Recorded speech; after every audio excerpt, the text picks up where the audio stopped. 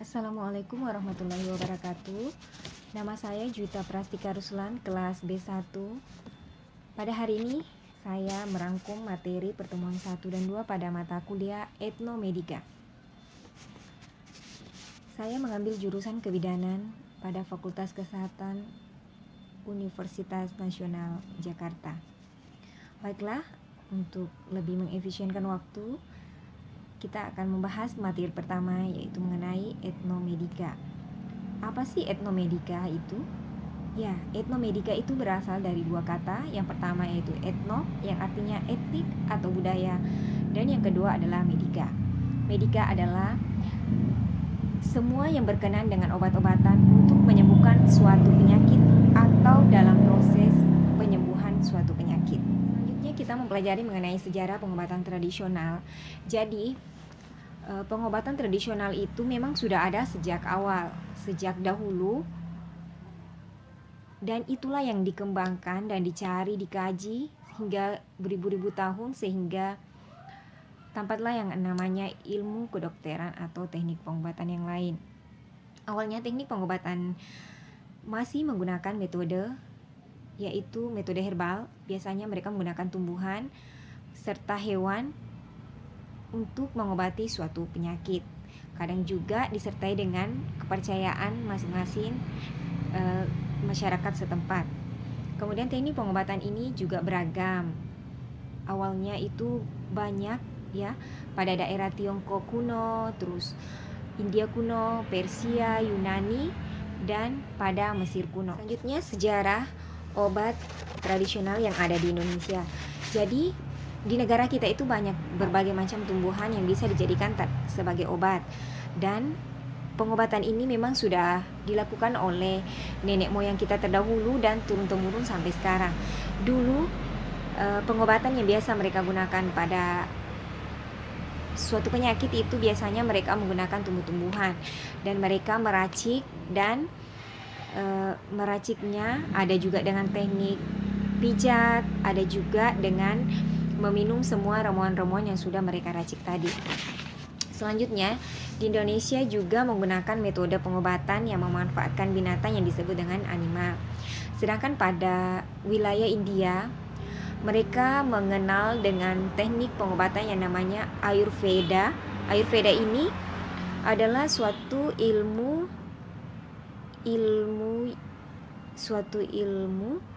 yang berkaitan dengan kehidupan. Jadi pengobatannya itu adalah dikaitkan dengan kehidupan. Misalnya mereka menggunakan dasar untuk mencegah suatu penyakit itu seperti menjaga keseimbangan tubuh, pikiran, jiwa, dan lingkungan. Dan mereka menggunakan teknik pengobatannya kebanyakan menggunakan tumbuh-tumbuhan. Selanjutnya yaitu kebijakan terkait pengobatan tradisional.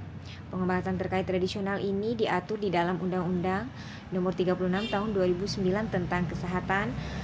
Terus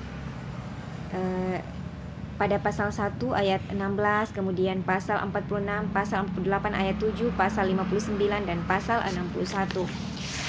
Semua pasal-pasal tadi itu mengatur tentang bagaimana penggunaan dan bagaimana legalitas pengobatan tradisional yang ada di Indonesia.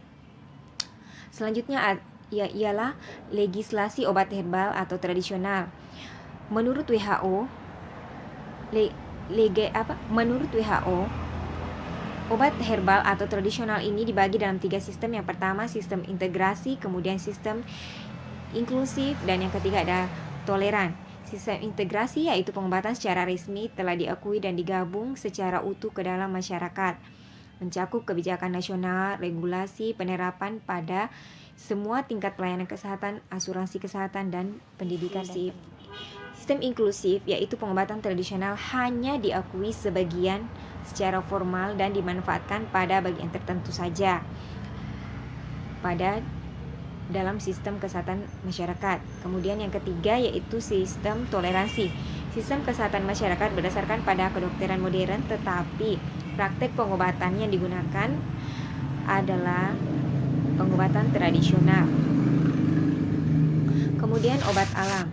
Obat bahan alam yaitu semua jenis obat yang asli atau benar-benar diambil di alam. Berdasarkan cara pembuatan dan teknik pembuktian khasiatnya serta penggolongan obat tradisional berdasarkan keputusan KA BPOM RI nomor 00042411 tentang pokok pengelompokan dan penandaan obat bahan alam Indonesia. Pengelompokan obat tradisional itu dibagi dalam 3. Yang pertama adalah jamu. Kenapa jamu? Karena keamanan dan kemanfaatan dibuktikan secara empiris. Kemudian yang kedua, obat herbal terstandar. Obat herbal terstandar juga keamanannya dan kemanfaatannya sudah dibuktikan secara ilmiah melalui uji praklinik. Kemudian yang ketiga adalah fitofarmaka, adalah karena keamanan dan kemanfaatan bukti secara ilmiah melalui uji klinis. Selanjutnya, kriteria obat tradisional ada 3. Pertama, menggunakan obat bahan berkhasiat dan bahan tambahan yang memenuhi persyaratan mutu, keamanan, dan kemanfaatan khasiat. Yang kedua, dibuat sesuai dengan ketentuan tentang pedoman cara pembuatan obat yang baik yang berlaku. Yang ketiga, penandaan berisi informasi yang lengkap dan objektif yang dapat menjamin penggunaan obat tradisional, obat herbal terstandar, dan fitofarmaka maka secara tepat, rasional, dan aman sesuai dengan hasil evaluasi dalam rangka pendaftaran. Adapun keunggulan obat tradisional, yang pertama, di dalam obat tradisional itu mengandung banyak senyawa aktif yang bisa menimbulkan efek komplementer atau saling melengkapi. Kemudian yang kedua, di dalam bahan senyawa aktif tadi itu juga bisa memiliki efek farmakologis. Kemudian yang ketiga, sebagian besar obat tradisional dalam bentuk ekstra kasar mengandung senyawa cukup relatif sedikit, tetapi banyak macamnya. Hal ini menyebabkan jika muncul efek samping akan relatif sedikit. Kelemahan dari obat tradisional, yang pertama yaitu masih sedikit obat tradisional yang sudah dibuktikan dengan uji klinis. Kemudian yang kedua, kurangnya standarisasi bahan obat tradisional. Dan yang ketiga, resistensi dalam para pelaku kesehatan, yaitu dokter, karena belum adanya uji coba klinis tadi. Materi yang kedua adalah Sains Tradisional Medica atau CTM, adalah metode pengobatan tradisional pada Cina. Pengobatan ini sudah ada sejak 5.000 tahun yang lalu, dan pengobatan fisiknya terkadang menggunakan pengobatan tertentu, salah satunya pengobatan tradisional Cina. Kemudian, adapun CTM merupakan warisan kedokteran Cina dengan teknik pengobatan tradisional yang sudah dimulai sejak 5.000 tahun yang lalu. Dulu pengobatan Cina dilakukan dengan cara meracik tanaman herbal, kemudian digunakan untuk diberikan kepada pasien, diminum atau dioleskan pada bagian yang sakit. Namun dengan perkembangan zaman, teknologi pengobatan dan pembuatan obat-obatan juga sudah semakin berkembang dengan menggunakan mesin elektronik dalam pengolahan pengobatan CTM ini. Selanjutnya yaitu pemanfaatan herbal dalam CTM. Pada wanita sangat diperhatikan yang namanya pengobatan CTM itu di dalam pada saat mereka kehamilan dan nifas.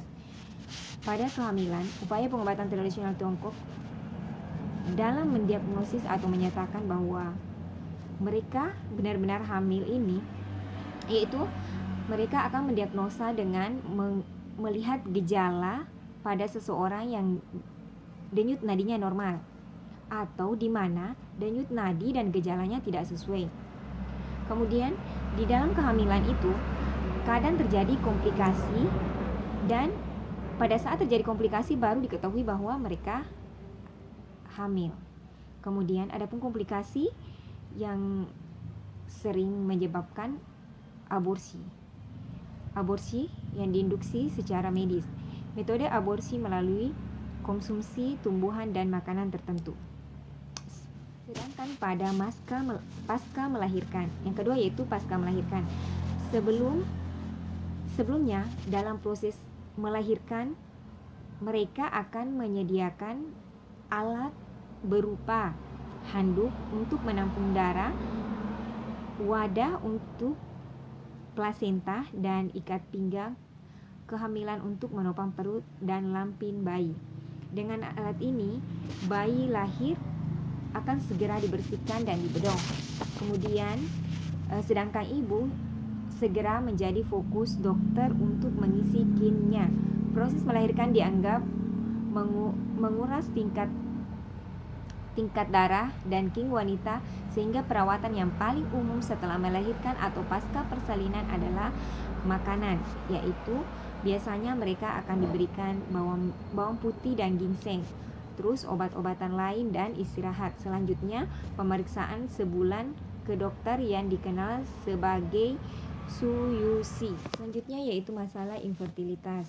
Meskipun infertilitas ini tidak terlalu dipahami dalam pengobatan TCM, tapi itu memiliki dampak yang sangat besar dalam sosial.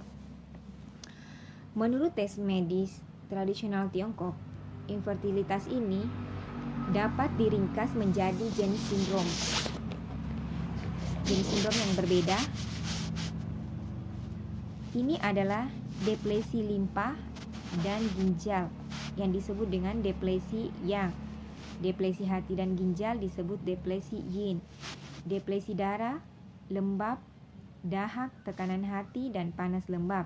Ini penting karena meski sebagian besar masalah lain bersifat kompleks dalam fisiologis medis Tiongkok, masalah kesuburan wanita sederhana saja. Sebagian besar jenis sindrom berkisar pada menstruasi atau kekurangannya. Pasien dipercayakan untuk mencatat tidak hanya frekuensinya, akan tetapi mereka harus memperhatikan volume, warna, konsistensi, dan bau aliran menstruasi. Pengobatan CTM ini untuk mendiagnosa infertilitas itu sangat sulit karena mereka biasanya hanya memeriksa bagian denyut nadi saja dan warna lidah. Adapun kesimpulan yang bisa kita ambil dalam infertilitas ini menunjukkan bahwa masalah ketidaksuburan menunjukkan bagaimana hambatan sosial dan budaya mempengaruhi praktik pengobatan tradisional Tiongkok. Demikian ringkasan materi yang saya sampaikan pada pertemuan pertama dan kedua mata kuliah etnomedika. Dan saya sampaikan lebih dan kurangnya. Mohon dimaafkan ketika memang banyak kesalahan atau banyak kekurangan, dan terima kasih banyak. Wassalamualaikum warahmatullahi wabarakatuh.